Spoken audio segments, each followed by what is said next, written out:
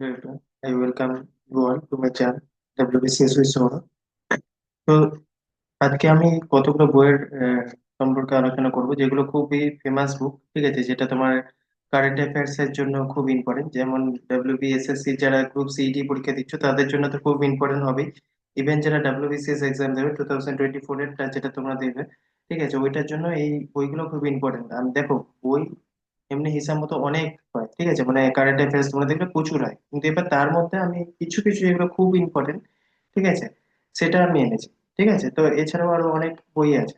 তো আমার যেগুলো মনে হচ্ছে খুব ইম্পর্টেন্ট হতে পারে সেই বইগুলোই আমি ডিসকাস করবো। তোমরা চাইলে কি করতে পারো, এটার একটা যখন ভিডিওটা দেখবে কিছু কিছু নোট বানিয়ে নেবে।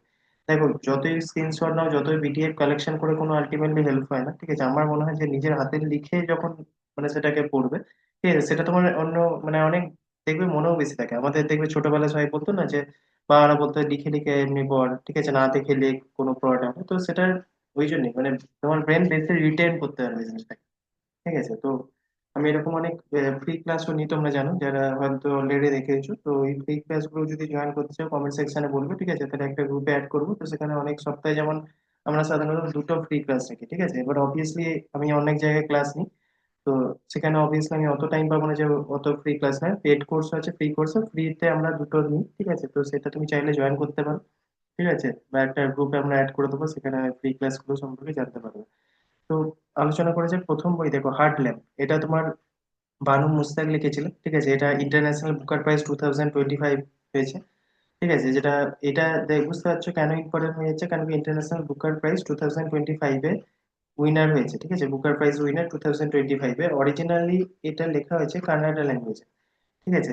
ট্রান্সলেট করেছে দিবা ভাস্তি, ঠিক আছে। তো এটা নামটা মনে রাখবে। তারপর হচ্ছে নেক্সট বুক আমরা দেখবো ব্রুটালিস্ট, ঠিক আছে। দ্য ব্রুটালিস্ট, এটা একটা ফিকশন, ঠিক আছে। ডেভিড এস জেলাই উইনার হচ্ছে বুকার প্রাইজ 2025।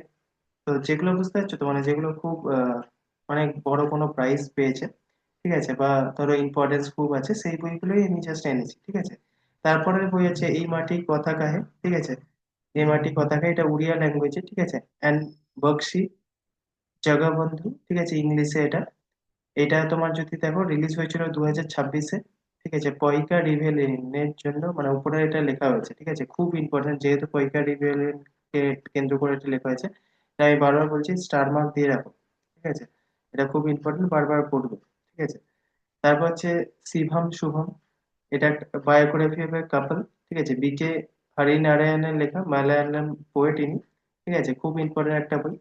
কিছু বায়োগ্রাফি যেমন আছে, যেমন হচ্ছে পালানি ভেলু গুডস, যেটা হচ্ছে ডক্টর সি পালানি ভেলু, ওনার নিজস্ব মানে অটোবায়োগ্রাফি এটা। Of the pioneer of laparoscopic surgery, ঠিক আছে। লেপ্রোস্কোপিক সার্জারি, হিন্দি এডিশন, এটা রিলিজ হয়েছিল জানুয়ারি 2000, মানে এবছর জানুয়ারি 2026-এ। এটার হিন্দি ভার্সনও রিলিজ হয়েছে, ঠিক আছে। খুব ইম্পর্টেন্ট এটাও। নেক্সট যদি বই দেখি, ওয়ান ক্রিকেট দা ওয়ান, মানে সরি, বইটার নাম হচ্ছে the one cricket my life and more, ঠিক আছে। এটা শিখার ধাওয়ানের লেখা স্পোর্টস অটোগ্রাফি, ঠিক আছে। শিখার ধাওয়ান সব জানো সবাই, ঠিক আছে। তো দ্য ফার্স্ট জেনারেশন লয়ার।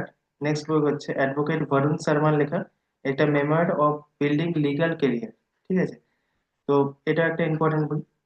একটা বই হচ্ছে অ্যান আনকমন লাভ, ঠিক আছে, the early life of Sudha and Narayan মূর্তি, ঠিক আছে। সুধা নারায়ণ মূর্তি, আর্লি লাইফ, ঠিক আছে, লিখেছেন কি চিত্রা ব্যানার্জি অ্যান্ড দীপা কাটন, চিত্রা ব্যানার্জি, দীপা কাটন, ঠিক আছে। ফোর স্টার্স, চিত্রা ব্যানার্জি বলেই নামটা বেশিরভাগ মনে রাখবে সবাই, ঠিক আছে। ফোর স্টার্স অফ ডেস্টিনি, ঠিক আছে। নেক্সট খুব ইম্পর্টেন্ট একটা বই, ঠিক আছে, খুব ইম্পর্টেন্ট একটা বই, ফোর স্টার্স অফ ডেস্টিনি। এটা লিখেছেন জেনারেল মনোজ মুকুন্দ নারাভান, ঠিক আছে। খুব ইম্পর্টেন্ট একটা বই।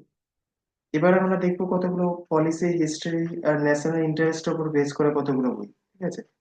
যেমন হচ্ছে প্রথম বইটা হচ্ছে রিক্লেমিং ইনক্রেডিবল, রিক্লেমিং ইনক্রেডিবল। এটা লিখেছেন নবীন কুন্ডু, ঠিক আছে। এটা কিসের উপর, strategy for transforming tourism Indian tourism by 2047, ঠিক আছে।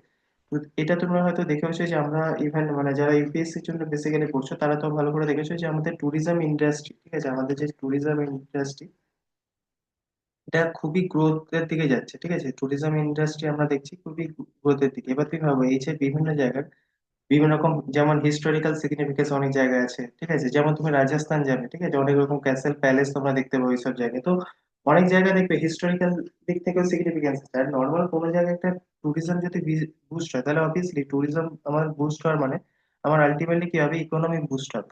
ঠিক আছে, যত আমাদের ইকোনমি বুস্ট হবে ততই আমাদের দেশ আগে বেরোবে। তো অবভিয়াসলি যত আমরা ট্যুরিজম, সেই জন্য 2024 এর 2047 এর মধ্যে আমরা যে এসে দেখবি ট্যুরিজম ইন্ডাস্ট্রিকে যাতে আরো বুস্ট করি, যাতে কি বলো আমরা অনেক আরো ফরেন ট্যুরিস্টকেও মানে অ্যাট্রাক্ট করতে পারি।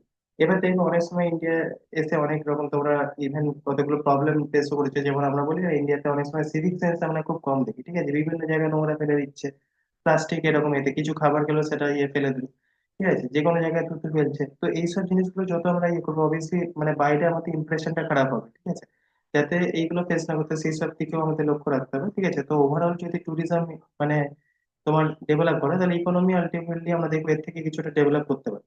তো অবভিয়াসলি এটা খুব ইম্পর্টেন্ট একটা বই, ঠিক আছে, রিক্লেমিং ইনক্রেডিবল, নেভিন টুনটুনের লেখা। ঠিক আছে, এটা হচ্ছে ট্রান্সফর্মিং ইন্ডিয়ান ট্যুরিজম বাই 2047। ঠিক আছে, তারপর হচ্ছে নেক্সট আরেকটা খুব ইম্পর্টেন্ট, ঠিক আছে, খুব ইম্পর্টেন্ট বই, ঠিক আছে, অপারেশন সিন্দুরকে নিয়ে, যেটা তোমরা জানো, রেড লাইন্স রিড্রন। ঠিক আছে, রেড লাইন্স রিড্রন খুব ভালো করে মনে রাখবে। এটা অপারেশন সিন্দুর আর ইন্ডিয়াস নিউ নর্মাল, যেটা মেজর, এটা আপনার যেটা দেখবেন general Bipin Bakshi and others, ঠিক আছে, analysis of anti terror campaigns. Even আমি তোমাকে বলবো, যারা ধরো যদি তোমাদের টাইম থাকে বা ধরো 2027-এর জন্য ইউপিএসসির জন্য পড়ছো, ঠিক আছে, এই বইটা অবশ্যই পড়বে। ঠিক আছে, মানে যখন ফ্রি টাইমে আমি বলছি, যখন ধরো তোমার বা যদি তোমার বুক রিডিং হবি হয়, এই বইটা খুব ভালো বই। ঠিক আছে, তোমরা অনেক কিছু নলেজ এটা থেকে পাবে। ঠিক আছে, ইভেন তোমরা আমি বলবো দেখো অনেক কিছুই যদি ভালো করে পড়া থাকে, বিভিন্ন অ্যাসপেক্ট যত পারবে তত জিএস এর জন্য তোমরা ভালো করে পড়তে পারবে, মানে অ্যান্সার রাইটিং এ হয়তো অনেক পয়েন্ট হয়তো পেয়ে যেতে পারো, যেটা তোমার অ্যান্সার রাইটিং এ হেল্প হবে। ঠিক আছে, তো অবভিয়াসলি এই বইটা চেষ্টা করবে যদি তোমাদের কাছে ফ্রি টাইম থাকে এই বইটা পড়ার, খুব ভালো বই। তারপর দেখো নেক্সট বইটা হচ্ছে হিস্ট্রি দ্যাট ইন্ডিয়া ইগনোরড। ঠিক আছে, এটাও খুব একটা নাম করা বই, যেটা হচ্ছে প্রেম প্রকাশের লেখা। ঠিক আছে, highlights the neglected aspects of freedom struggle. এটাও আবার যদি তোমার, আমি অবভিয়াসলি হিস্ট্রি যদি তোমার ইন্টারেস্ট থাকে, ঠিক আছে, তাহলে এই বইটাও তুমি পড়তে পারো, খুব ভালো লাগবে বইটা। ঠিক আছে, যারা হিস্ট্রিতে ইন্টারেস্টেড, ঠিক আছে, অনেক হয়তো নিউ ইনফরমেশন পাবে এই বইটা থেকে। আমি বলবো এটা যদি টাইম থাকে অবভিয়াসলি পড়বে। তারপর নেক্সট বই দেখো, the emergency diaries, years that force leader. ঠিক আছে, এটা ব্লু ক্রাফট ডিজিটাল ফাউন্ডেশনের লেখা। হোয়াই ইন্ডিয়ান কনস্টিটিউশন ম্যাটার্স, এটা জাস্টিস চন্দ্রচূড়।